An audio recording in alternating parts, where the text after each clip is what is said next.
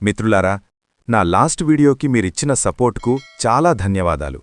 మీ ప్రేమ support వల్ల నాకు ఇంకా మంచి కథలు చేయాలనే ఉత్సాహం వస్తోంది. కానీ వీడియో చూసిన చాలామంది ఇంకా సబ్స్క్రైబ్ చేయలేదు, లైక్ కూడా చేయలేదు. ఈ కథ మీకు నచ్చితే దయచేసి కింద ఉన్న సబ్స్క్రైబ్ బటన్ను క్లిక్ చేసి పక్కన ఉన్న బెల్ ఐకాన్ మీద ట్యాప్ చేసి నోటిఫికేషన్స్ను ఆల్లో పెట్టండి. అలా చేస్తే నేను చేసే ప్రతి కొత్త వీడియో మీకు వెంటనే వస్తుంది. మీ సపోర్ట్ నాకు చాలా ముఖ్యం. అందరికీ మరోసారి ధన్యవాదాలు. ఇప్పుడు కథను ప్రారంభిద్దాం.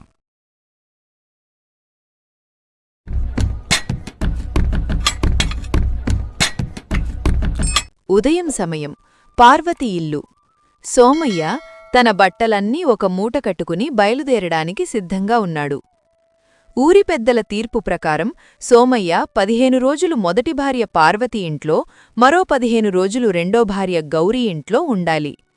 ఈ రోజు పార్వతి వంతు పూర్తయి గౌరీ వంతు మొదలవుతోంది. పార్వతి ముఖం విచారంగా ఉంది. కళ్లల్లో నీళ్లు తిరుగుతున్నాయి. సోమయ్య వణుకుతూ ఆమెను సముదాయించే ప్రయత్నం చేస్తున్నాడు. అయిపోయాయి. 15 రోజులు ఇట్టే కర్పూరంలా కరిగిపోయాయి. అప్పుడే మూటాముల్లే సర్దుకొని ఆవిడగారింటికి పోవడానికి ఎంత తొందరపడుతున్నారో చూస్తుంటే నా కడుపు మండిపోతోంది. ఇక్కడ నేనున్నాను, నాకో ప్రాణముంది. నా బాధేంటి అన్న ధ్యాసేమైనా ఉందా మీకు? తెల్లవారకముందే బట్టలు మూటగట్టుకుని గుమ్మం వైపు చూస్తున్నారు. అదేంటే పార్వతీ, అలా అంటావు? పెద్దలు పెట్టిన గీతని నేను దాటగలనా చెప్పు? 15 రోజులు నీ దగ్గర, 15 రోజులు గౌరీ దగ్గర ఉండాలని ఊరి పెద్దలు పంచాయతీలో తీర్పు చెప్పారు కదా. ఆ తీర్పును కాదని నేను ఇక్కడే ఉండిపోతే ఊరి జనం నన్ను ఊర్లో బ్రతకనిస్తారా? నేను మాత్రం ఏం చేయగలను చెప్పు పార్వతీ? ఇక్కడ్నించి వెడుతున్నా నా మనసంతా నీమీదే ఉంటుంది కదా. మాటలు భలే చెబుతారులే. నా మనసు, నా ప్రాణం అంతా ఇక్కడే ఉంటుంది అని ప్రగల్భాలు పలకడానికి ఏమీ తక్కువ కాదు. కాని ఆ గడప తొక్కిన మరుక్షణం ఈ పార్వతెవరో కూడా మీకు గుర్తురాదని నాకు తెలుసు. ఆ గౌరి వండిపెట్టే పాయసాలు, చేసే మర్యాదలు, ఆమె వయ్యారాలు చూసి నన్ను పూర్తిగా మర్చిపోతారు. 15 రోజులు గడిచి మళ్లీ ఈ గడప తొక్కేదాకా ఈ దిక్కుమాలిన దాని ముఖం చూడాలన్న ఆలోచన కూడా మీకు రాదు. ఇక్కడ నేను పడే కష్టం, ఒంటరితనంతో చిందించే కన్నీరు మీకెక్కడ పడుతుంది? అలా అనకే పార్వతీ, నా ప్రాణం తీయకే. నువ్వు నా మొదటి భార్యవి, నా కష్టసుఖాలు తెలిసిన దానివి. ఆ అనాథ గౌరికి ఎవరూ లేరని మావయ్య చనిపోతూ నా చేతుల్లో పెట్టితే పెళ్లి చేసుకున్నాను తప్ప నా ఇష్టపూర్వకంగా చేసుకున్నానా చెప్పు? గౌరికింకా ప్రపంచం తెలీదు. పైగా ఈ వంతుల పద్ధతి నాకేమైనా ఇష్టమా? 2 భార్యల మధ్య నలిగిపోయే ఈ భర్తబాధ మీకెవరికైనా అర్థమవుతోందా? ఇటు చూస్తే నువ్వలుగుతావు, అటు చూస్తే గౌరి అలుగుతుంది. 2 పడవల మీద కాలు వేసిన నా పరిస్థితి ఎంత ఘోరంగా ఉందో ఎప్పుడైనా ఆలోచించావా? మీ పరిస్థితి ఘోరంగా ఉందా? నా కర్మం ఘోరంగా తగలబడింది. ఏ ఆడదైనా తగ కట్టుకున్నవాణ్ణి ఇంకొకరితో పంచుకోవడానికి ఒప్పుకుంటుందా? 15 రోజులు నా దేవుడు నా పక్కనే ఉన్నాడని మురిసిపోయేలోపే పక్షం రోజులు గడిచిపోతున్నాయి. మళ్లీ మీరు ఎప్పుడొస్తారా అని నేను కళ్ళు కాయలు కాసేలా దారివైపు చూస్తూ గడపాలి. ఆ గౌరీ ఇంటికి వెళ్ళాక కనీసం నన్ను పలకరించడానికి ఒక్కసారి కూడా ఈ వీధివైపు రారు. మీ వంతుల పంపకంలో నా వయస్సు, నా బతుకు కాలి బూడిదైపోతోంది. పార్వతీ, నీ కన్నీళ్లు నా గుండెను కోసేస్తున్నాయి. నేను నీకెంత అన్యాయం చేస్తున్నానో నాకు తెలుసు. కాని నా నిస్సహాయతను అర్థం చేసుకో. నేను అక్కడికి వెళ్ళినా రోజూ పొలం పనులకు వెళ్లేటప్పుడు దూరం నుంచైనా నిన్ను చూసి వెళ్తాను కదా. నీకు ఏ కష్టమొచ్చినా ప్రాణాలడ్డుపెట్టి కాపాడుకుంటాను. నువ్వు నా కుడికన్నైతే గౌరీ నా ఎడమకన్ను. నా మనసు అర్థం చేసుకో పార్వతీ. ఇక ఏడవకు. నేను బయలుదేరకపోతే మళ్లీ ఊరి పెద్దలు రచ్చ చేస్తారు. సరేలేండి, వెళ్ళండి. మీ బాధ్యతలు, ఊరి పెద్దల తీర్పులు మీకున్నాయి. కాని ఒకటి గుర్తుపెట్టుకోండి, అక్కడ ఆవిడగారికి వత్తాసు పలికి నన్ను ఏమాత్రం చులకన చేసి మాట్లాడినా మళ్లీ నా గడప తొక్కకండి. వెళ్ళి ఆవిడగారినే సంతోషపెట్టుకోండి. జాగ్రత్తగా వెళ్ళండి. వేళకు అన్నం తినండి. సోమయ్య భారంగా బట్టల మూట భుజాన వేసుకుని పార్వతివైపు దీనంగా చూస్తూ గుమ్మం దిగి బయలుదేరుతాడు. పార్వతి గుమ్మం పట్టుకుని అతను వెళ్లి దారివైపే కన్నీళ్లతో చూస్తూ ఉండిపోతుంది. సాయంత్రం సమయం. గౌరీ ఇల్లు. ఇల్లంతా పండుగలా ఉంది. గౌరీ కొత్త చీర కట్టుకుని, తలలో పూలు పెట్టుకుని, చేతిలో నీళ్ల చెంబు పట్టుకుని గుమ్మం దగ్గర నిలబడి సోమయ్య కోసం ఎదురుచూస్తోంది. దూరం నుంచి సోమయ్య బట్టల మూటతో రావడం చూసి ఆమె ముఖం వెలిగిపోతోంది. సోమయ్య దగ్గరకు రాగానే గౌరి ఎదురెళ్ళి అతని కాళ్లమీద నీళ్లు పోసి కళ్లద్ది కంది ఇస్తుంది. రండి రండి నా దేవుడు, ఎంత ఎదురుచూశానో తెలుసా మీకోసం. తెల్లవారినప్పటినుంచి గుమ్మం వైపు చూస్తూనే ఉన్నాను. ఆ ఆవిడగారింట్లో 15 రోజులు గడిచిపోవడం ఎంత కష్టమైందో నాకే తెలుసు. ఆ ఆవిడగారు పెట్టిన పెట్టని కష్టాలు భరించి చివరికి నా దగ్గరికి వచ్చారు కదా, పర్వాలేదు, నా ప్రాణం తిరిగొచ్చినట్లుంది. లోపలికి రండి, వేడి వేడిగా పాయసం వండాను. పాయసమా? సంతోషం గౌరీ. కాని ఆవిడగారి పెట్టని కష్టాలు పెట్టడమేంటి? పార్వతి చాలా మంచిది. పాపం నేను వస్తున్నానని ఎంత బాధపడిందో. నువ్వు అలా అనకూడదు గౌరీ. ఇద్దరూ నాకు సమానమే అని నేను పదే పదే చెబుతున్నాను కదా. ఒకరినొకరు తక్కువ చేసి మాట్లాడుకోవడం నాకు నచ్చదు. ఓహో, ఇక్కడికి రాగానే ఆవిడగారి పురాణం మొదలుపెట్టారా? ఇద్దరూ సమానమే అని నోటితో చెబుతారు కాని మీ మనసంతా అక్కడే ఉందని నాకు తెలీదా? 15 రోజులు ఆవిడగారి చేతివంట తిని ఆమె వయ్యారాలు చూసి ఇక్కడికి వచ్చాక నా పాయసం మీకు రుచిస్తుందా? గౌరీ అంటే అమాయకురాలు, ఏమీ తెలియదు. ఆవిడగారంటే ఓర్పుగలవారని మీ అభిప్రాయం కదా? అలా అనకే గౌరీ. నీ పాయసం చాలా బాగుంది. నీ చేతివంటకు సాటి ఏదీ లేదు. కాని పార్వతీ కూడా నా మొదటి భార్య. ఆమె కష్టాలు ఆమెకున్నాయి. వేరువేరు ఇళ్లల్లో నన్ను పంచుకోవడం మీ ఇద్దరికీ కష్టమే. నేను మాత్రం ఏం చేయగలను చెప్పు? ఇద్దరి మధ్య నలిగిపోయే నా బాధ మీకెవరికైనా అర్థమవుతోందా? గౌరీ, నా మనసు అర్థం చేసుకో. మీ బాధ నాకు అర్థం కావడం లేదు కాని నా బాధ మీకు అర్థమవుతుందా? 15 రోజులు గడిచిపోతే మళ్ళీ ఆ ఆవిడగారికి మిమ్మల్ని అప్పగించాలి కదా అని నా గుండె తరుక్కుపోతోంది. ఆ పంచాయతీ పెద్దలు పెట్టిన ఈ వంతుల పద్ధతి నాకేం నచ్చడం లేదు. మీరు నా దగ్గరే శాశ్వతంగా ఉండిపోవాలి. ఆ పార్వతికి ఆస్తిపాస్తి ఇవ్వండి, కాని మిమ్మల్ని మాత్రం నేను పంచులేను.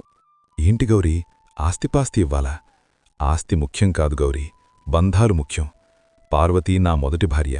ఆమెను వదిలేయడం సాధ్యమా? ఊరి పెద్దల తీర్పుకు వ్యతిరేకంగా నేను ఏమీ చేయలేను. నువ్వు అలా ఆలోచించకూడదు గౌరీ. నా ఇద్దరు భార్యలు నాకు సమానమే. ఇద్దరూ నన్ను ప్రేమగా చూసుకోవాలి. నేను ఎవరికీ అన్యాయం చెయ్యను. సమానమా? ఆ మాటలు భలే చెప్తార్లే. 15 రోజుల ఆవిడిగారికి వత్తాసు పలికి నన్ను అమాయకురాల్ని చేసి మాట్లాడినా మళ్ళీ నా గడప తొక్కకండి అని ఆవిడగారన్నారని నాకు తెలుసు. ఇక్కడికి రాగానే నన్ను చులకన చేసి మాట్లాడితే నేను సహించను. ఆ పార్వటి కంటే నేను మిమ్మల్ని ఎక్కువ ప్రేమిస్తున్నాను. నా ప్రేమే మీకు కావాలి. నా మనసు అర్థం చేసుకో సోమయ్యా. సోమయ్య ఏం మాట్లాడాలో తెలియక నిశ్శబ్దంగా ఉండిపోతాడు. ఇద్దరి భార్యల మధ్య నలిగిపోయే అతని బాధ మరింత పెరుగుతోంది. గౌరి కన్నీళ్లు, పార్వతి ఆవేదన అతని గుండెను కోసేస్తున్నాయి. ఈ వంతుల పద్ధతిలో అతని జీవితం ఎంత కష్టంగా ఉందో అతను గ్రహిస్తాడు. గౌరి ఇంటికొచ్చి కొన్ని రోజులు గడిచాయి. రాత్రి సమయం. దీపం వెలుగులో సోమయ్య మంచం మీద కూర్చొని దీర్ఘంగా ఆలోచిస్తున్నాడు. గౌరి అప్పుడే తలుపులు మూసి సోమయ్య దగ్గరకొచ్చి నిలదడుతుంది. ఆమె ముఖంలో ఏదో బలమైన నిర్ణయం తీసుకున్న భావం కనిపిస్తోంది. ఏమిటా ఆలోచనలు? ఇక్కడికొచ్చి వారం రోజులు కూడా కాలేదు, అప్పుడే ఆవిడగారి జ్ఞాపకాలు మొదలయ్యాయా? శరీరం ఇక్కడ ఉన్నా మీ ప్రాణమంతా ఆ పార్వతిగారి చుట్టే తిరుగుతోందని నాకు ఇట్టే అర్థమైపోతోంది. ఇక్కడ నేను వండిపెట్టేవి తింటూ మనసులో మాత్రం ఆవిడనే తలుచుకుంటున్నారు. నా బతుకు ఎంత ఘోరంగా తయారైందో చూశారా? ఎందుకే గౌరీ ప్రతిదానికి అలా అనుమానపడతావు? నేను రోజంతా పొలంలో కష్టపడి అలసిపోయి కూర్చుంటే నువ్వు లేనిపోనివి ఊహించుకొని నన్ను సాధిస్తావు. నేను ఎవరి గురించి ఆలోచించడం లేదు. వచ్చే ఏడాది వానలు పడకపోతే అప్పులు ఎలా తీర్చాలి అన్న చింత నన్ను కుంగదీస్తోంది. నా మనసులో ఎలాంటి కపటమూ లేదు గౌరీ, నన్ను నమ్ము. వానల గురించా? అప్పుల గురించా? నన్ను అమాయకురాల్ని చేసి మోసం చేయకండి సోమయ్య. మీ కళ్లలో పారదర్శకంగా కనిపిస్తోంది ఆవిడగారి మీద మీకున్న ప్రేమ. అయినా ఒక భర్తను 2 ముక్కలు చేసి పంచుకునే ఈ దరిద్రపు పద్ధతికి ఏ ఊరిలో అయినా ఒప్పుకుంటారు? నాకొక ఉపాయం తట్టింది. ఈ పంచాయతీ తీర్పులు, ఈ 15 రోజులు పంపకాలు ఇక చెల్లవు. మీరు నా దగ్గరే ఉండిపోవాలి, అంతే. ఏంటే నువ్వు వాగేది? ఉపాయమా? పంచాయతీ తీర్పును ఎదిరించే ధైర్యం ఈ సోమయ్యకు ఉందనుకున్నావా? ఊరి పెద్దల మాట కాదని మనం ఇష్టారాజ్యంగా ప్రవర్తిస్తే మరుసట్రోజే మనల్ని ఊరునుంచి వెలివేస్తారు. తలకాయ బోడిచేసి గాడిదమీద ఊరేగిస్తారు. నీకు పిచ్చిపట్టిందా గౌరీ? పార్వతికి నేను అన్యాయం చెయ్యలేను. వంతుల పద్ధతి తప్పదు. అది ఆ పరమశివుడు రాసిన రాత అనుకుని సరిపెట్టుకోవాలి. శివుడు రాసిన రాతగాదు, ఆ పంచాయతీ పెద్దలు రాసిన రాత అది. నా ఉపాయం వినండి. ఇంకా 8 రోజుల్లో మీ గడువు ముగుస్తుంది. 14వ రోజు రాత్రి మీరు తీవ్రమైన జ్వరంతో మంచం మీద నుండి లేవలేనట్లు నటిద్దాం. అప్పుడు పెద్దలు వచ్చినా నా భర్తకు ఒంట్లో బాలేదు, ఇప్పుడు కదిలిస్తే ప్రాణాలకే ప్రమాదం, నేనే దగ్గరుండి సేవ చేస్తున్నాను అని నేను కన్నీళ్లు పెట్టుకుంటాను. జబ్బు చేసిన మనిషిని ఆవిడగారింటికి ఎలా పంపుతారు? ఈ సాకుతో మిమ్మల్ని శాశ్వతంగా నా దగ్గరే అట్టిపెట్టుకుంటాను. ఎంత దారుణమైన ఆలోచనేది నీది. 15 రోజులు గడిచాక నేను వస్తానని ఆ పార్వతి కళ్ళు కాయలు కాసేలా దారివైపు చూస్తూ ఉంటుంది. అలాంటిది నేను జబ్బు చేశానని అబద్ధం చెబితే పాపం ఆ పిచ్చిది తల్లడిల్లితోదా? నాకోసం ప్రాణాలు వదిలేదా? నేను ఆ అబద్ధం ఆడలేను. ధర్మాన్ని తప్పి నేను బ్రతకలేను. నీ స్వార్థం కోసం నా మొదటి భార్యకు వెన్నుపోటు పొడవమంటావా? ఇది మహాపాపం గౌరీ, వద్దు. అంటే నా మీద మీకు ఏమాత్రం ప్రేమ లేదన్నమాట. నేనంటే మీకు కేవలం ఒక బాధ్యత మాత్రమే. పాపం పార్వతిగారు తల్లడిల్లిపోతారు, పార్వతిగారు ప్రాణాలు వదులుతారు. మరి నేను చచ్చిపోయినా మీకు పట్టింపులేదా? సగం సగం బతుకులతో నేను రోజు నరకం అనుభవిస్తున్నాను. నా మనసులో ఉన్న ఆగ్రోశం మీకు ఎప్పటికీ అర్థం కాదు. మీరేమో ధర్మం, న్యాయం అంటారు. ఆవిడిగారు మాత్రం మీకోసం ఎంతగా ఏడుస్తున్నారో నాకు తెలీదనుకున్నారా? గౌరీ, దయచేసి అర్థం చేసుకో. నువ్వంటే నాకు ప్రాణం. నీకోసం నేను ఏమైనా చేస్తాను. కాని ద్రోహం చేయలేను. 2 ఆడవాళ్ల మధ్య నా బతుకు అడకత్తెరలో పోకచెక్కలా తయారైంది. నేను ఎటువైపు మొగ్గినా ఇంకొకరికి అన్యాయం చేసినవాడనే అవుతాను. నాకు ఇంటికి రావాలంటేనే భయంగా ఉంది. ఈ వంతులవారీ బతుకు నన్ను దహించేస్తోంది. నువ్విలా కన్నీళ్లు పెట్టుకుంటే నేను తట్టుకోలేను గౌరీ. తట్టుకోలేకపోతే నా మాట వినండి. ఈసారి 15 రోజులు దాటాక మీరు ఆ ఇల్లు గడప తొక్కకూడదు. ఒకవేళ మీరు నా మాట కాదని ధర్మం పేరు చెప్పి ఆ ఆవిడగారింటికి వెళితే మీరు మళ్ళీ ఈ ఇంటికి వచ్చేసరికి నా శవం ఈ మంచం మీదుంటుంది. ఇది నా పట్టుదల సోమయ్య. తేల్చుకోండి, మీకు ఆ పార్వతి కావాలా లేక ఈ గౌరి ప్రాణాలు కావాలా? సోమయ్య ఒక్కసారిగా కుప్పకూలిపోతాడు. గౌరి వేసిన ఈ అస్త్రానికి సోమయ్య దగ్గర సమాధానం లేదు. 2 భార్యల మధ్య అతని మానసిక సంఘర్షణ తారస్థాయికి చేరుకుంటుంది. గౌరి కోపంగా ముఖం తిప్పుకుని వెళ్ళిపోతుంది. సోమయ్య ఆ చీకటి గదిలో తన తల పట్టుకుని నిస్సహాయంగా కూర్చుండిపోతాడు. 15వ రోజు ఉదయం సోమయ్య తన ఇంటికి వస్తాడని పార్వతి వేకువజామునుండే కళ్ళు కాయలు కాసేలా ఎదురుచూస్తుంది. కాని ఎంతసేపటికి సోమయ్య రాకపోవడంతో పార్వతి గుండెల్లో అనుమానం మరియు కోపం కట్టలు తెంచుకుంటాయి. సహనం నశించిన పార్వతి నేరుగా గౌరీ ఇంటికి వస్తుంది. గుమ్మం ముందు నిలబడి గట్టిగా అరుస్తుంది. గౌరీ ముందే సిద్ధంగా ఉన్నట్లు అరుగుమీదకొచ్చి నిలబడుతుంది. ఏమే గౌరీ, 15 రోజులు పూర్తయ్యాయి. ఇంకా నా భర్తను లోపలే ఉంచుకొని తలుపులు మూసుకున్నావేంటి? పంచాయతీ పెద్దలు పెట్టిన గడువు ముగిసిపోయింది. మర్యాదగా ఆయనను బయటకు పంపు. నా ఇంటి దీపం నా ఇంటికి వచ్చే సమయం దాటిపోతోంది. ఎవరే అక్కడ ఉదయాన్నే నా గుమ్మం ముందు అరిచేది? ఓహో, పార్వతక్క, రా. కాని ఏం లాభం?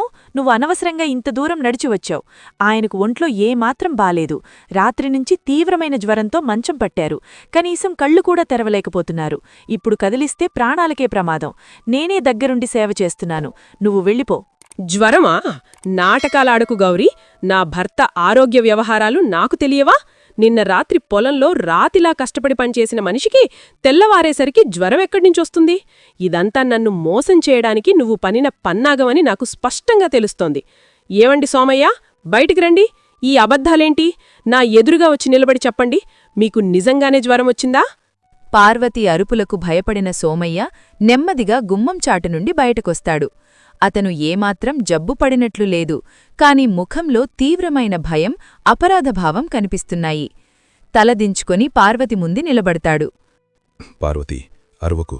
ఊరి జనం వింటే మన పరువే బజారున పడుతుంది. నిజంగానే నాకు రాత్రి నుంచి కొద్దిగా నీరసంగా ఉంది. తల తిరుగుతోంది. అందుకే బట్టలు సర్దుకోవడానికి ఓపికలేక ఇక్కడే ఆగిపోయాను. దయచేసి నన్ను అర్థం చేసుకో. నా కర్మం కాలిపోయిందండి.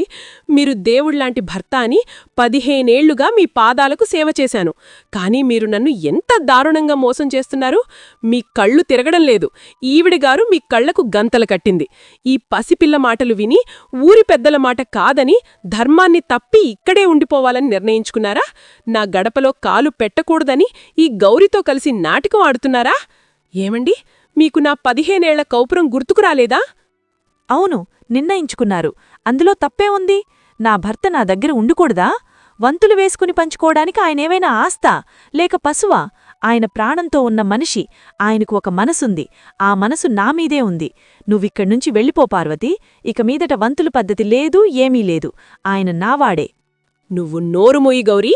పసిదానవి, దిక్కులేనిదానవి అని మామయ్య మీ చేతులు కలిపితే నేను అడ్డు చెప్పలేదు.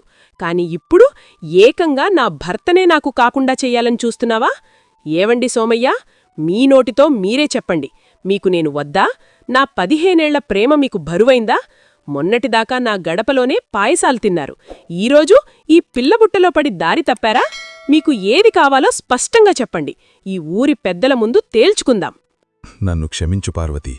నేను దారి తప్పలేదు. కాని ఈ అడకత్తరలో ఇరుక్కున్నాను. నాకు ఇద్దరూ కావాలి. కాని తను ఏమందో తెలుసా? ఒకవేళ నేను నీ దగ్గరకు వస్తే, నా గడువు ముగిసి నేను అడుగు బయటపెడితే ఇక్కడే ఉరివేసుకుని ప్రాణాలు తీసుకుంటానని నిన్న రాత్రి పవిత్రమైన దేవుడిమీద ఒట్టువేసి బెదిరించింది.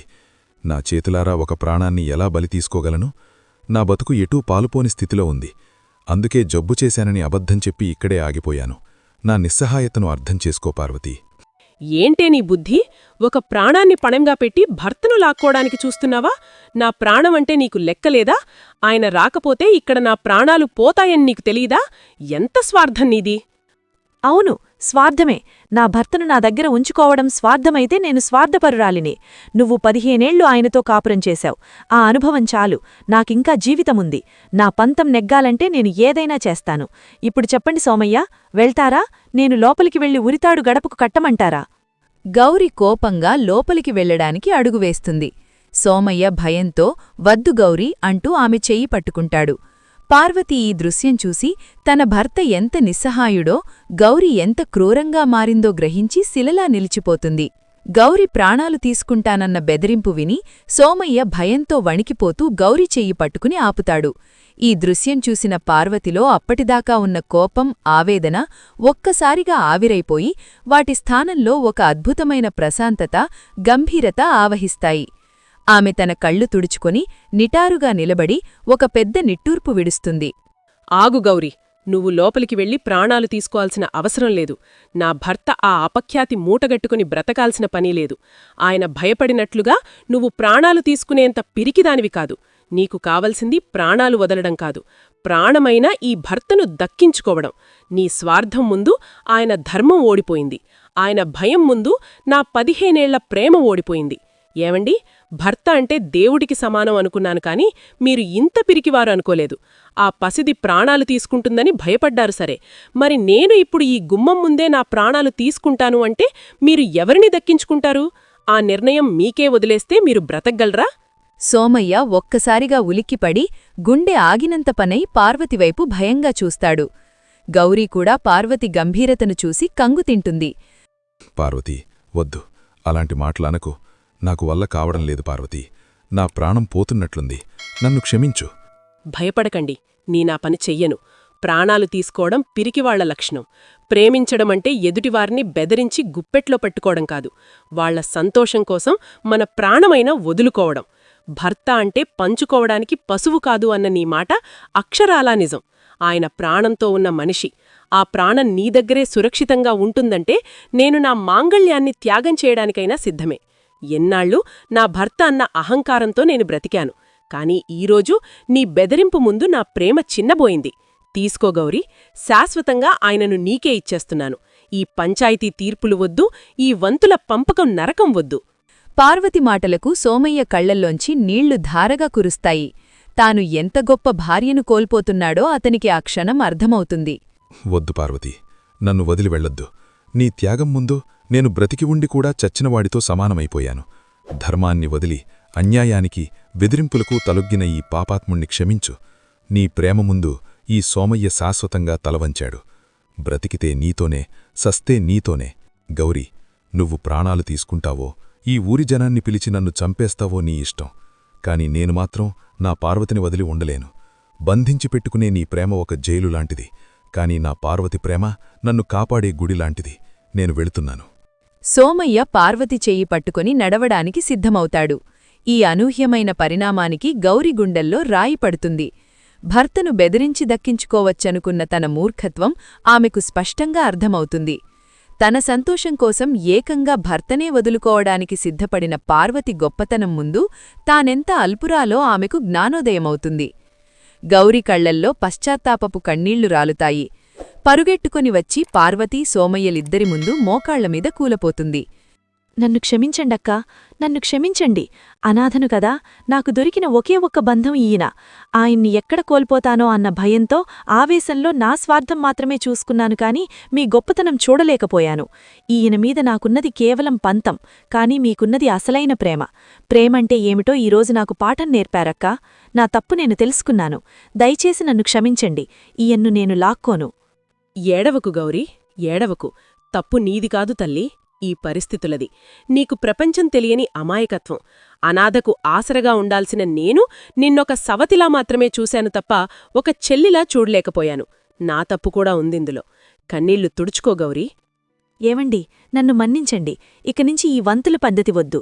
15 రోజులు పంచాయతీ తీర్పులు ఏవీ వద్దు. నేను అనాథను కాదు. నాకీరోజు ఒక అక్క దొరికింది. మనం ముగ్గురం ఒకే ఇంట్లో కలిసి ఉందాం. నన్ను మీ ఇంట్లో ఒక చెవ్విలాగా, ఒక బాధ్యతలాగా ఆదరించండక్కా. మనం కలిసి ఉంటే ఈ ఊరు కూడా మనల్ని చూసి గర్విస్తుంది. గౌరి మాటలకు సోమయ్య పార్వతి ఇద్దరి ముఖాల్లోనూ చెప్పలేనంత ఆనందం వెల్లివిరుస్తుంది. సోమయ్య గుండెల్లో ఉన్న పెద్ద భారం ఒక్కసారిగా దానంతటదే తొలగిపోయినట్లు అనిపిస్తుంది. దేవుడా, ఎంత గొప్ప పరిష్కారం చూపించావు తండ్రి. ఇద్దరు ఆడవాళ్ల మధ్య నలిగిపోతున్నాను అనుకున్నాను. కాని ఇద్దరు దేవతల మధ్య ఉన్నానని నాకిప్పుడు అర్థమైంది. ఇక మనకు 2 ఇళ్ళు వద్దు, ఏ పంపకాలు వద్దు. అందరం ఒకే గొడుగు కింద ఒకే కుటుంబంలా ఆనందంగా బ్రతుకుదాం. పద గౌరీ, మన ఇంటికి వెళ్దాం. ఇక నుంచి మనకి ఏ గొడవలు లేవు. నువ్వు నా చెల్లివి. నీ చేతి పాయసం నేను కూడా రుచి చూడాలి కదా. రా లోపలికి. పార్వతి, గౌరీ ఇద్దరూ ఆప్యాయంగా చేతులు పట్టుకుని నవ్వుకుంటూ ఇంటిలోపలికి నడుస్తారు. సోమయ్య వారి వెనుకే ఎంతో గర్వంగా, ప్రశాంతమైన మనసుతో నడుచుకుంటూ వెళ్తాడు. వంతులవారిగా విడిపోయిన ఆ బంధం త్యాగం మరియు అవగాహనతో ఒక్కటిగా కలవడంతో కథ అత్యంత ఆనందదాయకంగా సుఖాంతమవుతుంది. శుభం. కథ సమాప్తం. ఈ కథ మీకు నచ్చితే ఒక లైక్ ఇవ్వండి. ఇలాంటి మంచి కథలు ఇంకా రావాలంటే నా ఛానల్ని సబ్స్క్రైబ్ చేయండి. మీ ఒక్క సపోర్ట్ నాకు పెద్ద మోటివేషన్.